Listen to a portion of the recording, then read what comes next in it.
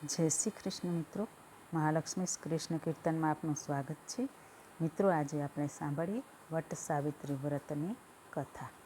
આ વ્રત જેઠ સુદ તેરસથી કરવામાં આવે છે અને પૂનમને દિવસે પૂરું કરવામાં આવે છે. પ્રથમ 2 દિવસના ઉપવાસ ફળાહાર કરીને કરવામાં આવે છે અને ત્રીજો ઉપવાસ નકરોડો કરવામાં આવે છે. પછી વડનું પૂજન કરીને વડને પાણી પાવામાં આવે છે. કાચા સૂતરના તાંતણા વીંટીને તેની પ્રદક્ષિણા કરવામાં આવે છે. આ વ્રત પતિના આયુષ્ય માટે કરવામાં આવે છે. વ્રતની કથા. શ્રી ગણેશાય નમઃ. અશ્વપતિ નામનો એક રાજા. આ રાજાને દોમ સાહેબી, પણ એક જ વાતનું દુઃખ, અને તે એ કે એમને સંતાન નહોતું. રાજાએ તો સંતાન પ્રાપ્તિ કરવા માટે તપ શરૂ કર્યું.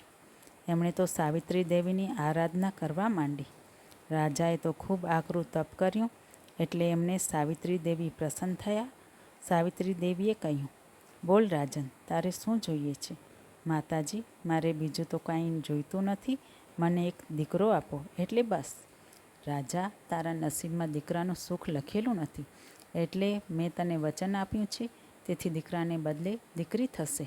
એનું નામ તમે મારા નામ પરથી સાવિત્રી પાડજો. આમ કહીને માતાજી તો અંતર્ધ્યાન થઈ ગયા. થોડા વખત પછી રાણીને તો દિવસ રહ્યા અને સમય જતાં રાણીએ કુંવરીને જન્મ આપ્યો અને માતાજીની સૂચના મુજબ આ કુંવરીનું નામ સાવિત્રી પાડ્યું. સાવિત્રી પરી જેવી રૂપાળી, જાણે રૂપનો અવતાર. સાવિત્રી તો મોટી થવા લાગી. રાતે ન વધે એટલી દિવસે વધે અને દિવસે ન વધે એટલી રાતે વધે. એમ કરતાં કરતાં તો ઉંમરલાયક થઈ ગઈ.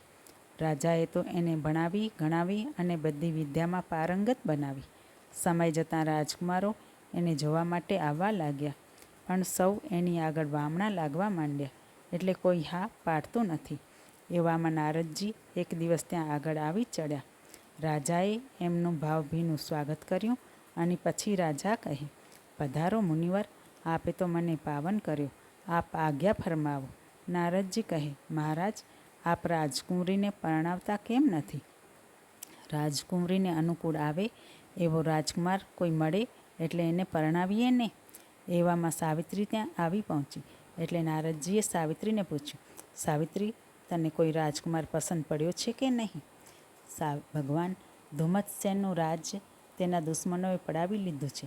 આથી તે જંગલમાં આશ્રમ બાંધીને રહે છે અને તેના પત્ની અંધ છે અને સત્યવાન નામનો એક પુત્ર છે. હું એને મનથી વરી ચૂકી છું.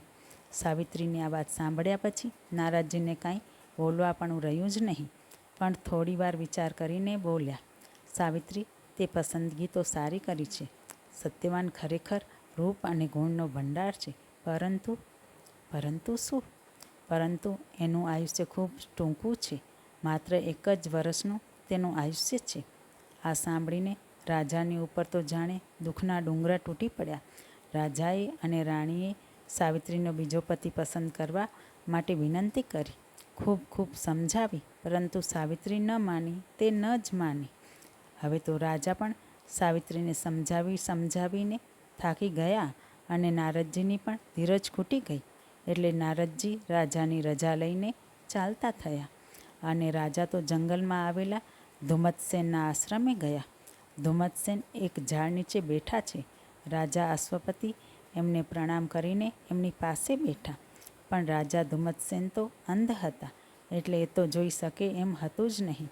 રાજા અશ્વપતિએ સાવિત્રીના સગપણની વાત રાજા ધુમ્મત્સેનને કરી. આ વાત સાંભળીને અંધ રાજા ધુમ્મત્સેનને તો ભારે નવાઈ લાગી. ધુમ્મત્સેન કહે, રાજા અશ્વપતિ, આપ જાણો છો કે હું તો વૃદ્ધ અને અંધ છું.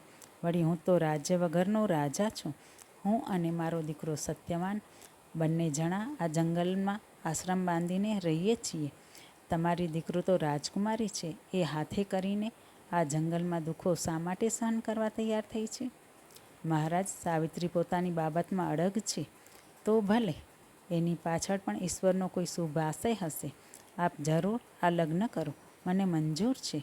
અને સાવિત્રીના લગ્ન ધામધૂમથી સત્યવાન સાથે કરવામાં આવ્યા. કન્યાદાનમાં સાવિત્રીને એના પિતાએ ઘણી ચીજવસ્તુઓ આપી અને ધન પણ પુષ્કળ આપ્યું. આ આશ્રમમાં સત્યવાન, તેના પિતા અને સાવિત્રી બધા રહેવા લાગ્યા. નારદ મુનિ કહી ગયા હતા એટલે સાવિત્રીએ વટ સાવિત્રીનું વ્રત શરૂ કર્યું. આ વ્રત 3 દિવસ ચાલ્યું અને ચોથે દિવસે વ્રત પૂરું થયું. નારદ મુનિના કહેવા પ્રમાણે સત્યવાનના મૃત્યુના આડા હવે 3 દિવસ બાકી રહ્યા હતા. જેમ જેમ સત્યવાન મૃત્યુની ઘડી નજીક આવવા લાગી તેમ તેમ સાવિત્રી વધુ ને વધુ અડગ થવા લાગી. અંતે ચોથો અને છેલ્લો દિવસ આવી પહોંચ્યો. એ દિવસે સાવિત્રી દેવીનું ધ્યાન ધર્યું. પછી બંને જણા તૈયાર થયા. ખભે કુહાડી લઈ વનમાં લાકડા કાપવા માટે સત્યવાન અને સાવિત્રી આશ્રમ છોડીને રવાના થયા. પોતે જાણતી હતી કે આજે પોતાના સ્વામીનું મોત છે એટલે તે સત્યવાનને જરાય અડગો મૂકવા ઈચ્છતી નહોતી. બાકી એને કહી શકાય એમ તો હતું જ નહીં. સત્યવાન અને સાવિત્રી લાકડા કાપવા માટે સૂકા ઝાડનું ઠૂઠું શોધવા જંગલમાં આમ તેમ ખૂબ ફર્યા, પણ કશું મળ્યું નહીં. એટલે થાક ખાવા માટે એક ઝાડ નીચે બેઠા. થોડી વાર પછી તેઓ ઊભા થયા અને નજીકમાં આવેલા એક ઠૂઠા ઝાડ પર સત્યવાન કુહાડો ઉગામવા ગયો. ત્યાં એને આંખે અંધારા આવવા લાગ્યા. એ એકદમ ધ્રુજવા લાગ્યો અને નીચે પડી ગયો. સાવિત્રી સત્યવાનનું માથું ખોળામાં લઈને બેઠી અને એના માથા ઉપર હાથ ફેરવવા લાગી. એવામાં બીક લાગે એવા બિહામણા યમરાજા ત્યાં આવી ચડ્યા. સાવિત્રી કહે, આપ કોણ? હું યમરાજા છું. શા માટે આવ્યા છો? તારા પતિનો જીવ લેવા. સાંભળ્યું છે કે મૃત્યુલોકમાં માનવીનો જીવ લેવા માટે તો આપના દૂતો આવે છે, પછી આપ જાતે કેમ આવ્યા? સત્યવાન સાચો અને સદાચારી પુરુષ છે. એના પ્રાણ દૂત હરી શકે નહીં.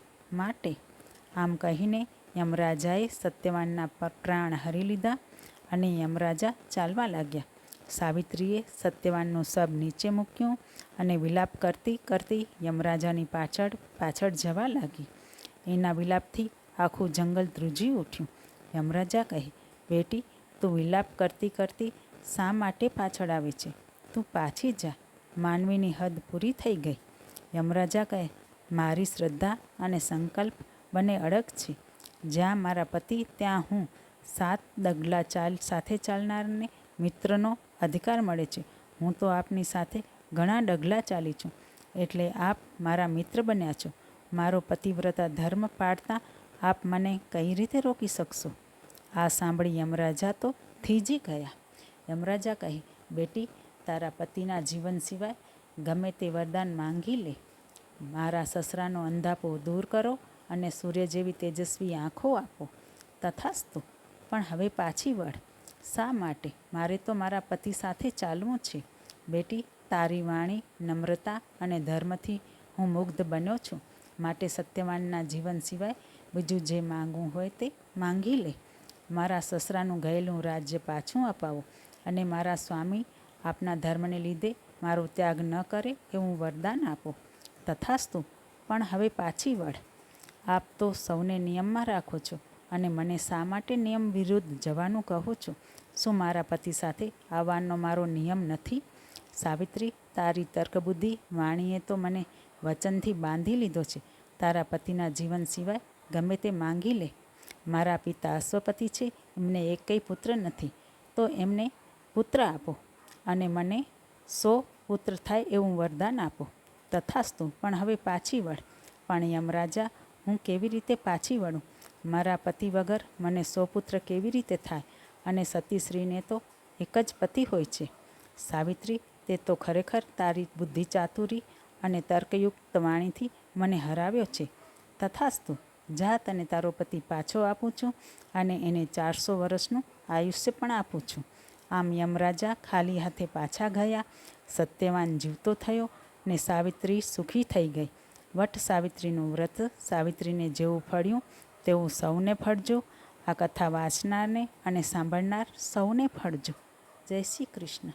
મિત્રો, તમને સારું લાગે તો મારી ચેનલને સબસ્ક્રાઈબ ને લાઈક કમેન્ટ કરજો. બાજુમાં આપેલ બેલના બટનને પ્રેસ કરીને નોટિફિકેશન ઓન કરી દેજો, જેથી પહેલો વિડીયો તમારી પાસે આવે. તમારા ફ્રેન્ડ્સ ફેમિલીમાં શેર કરજો. મને સાંભળવા માટે ધન્યવાદ. જય શ્રી કૃષ્ણ.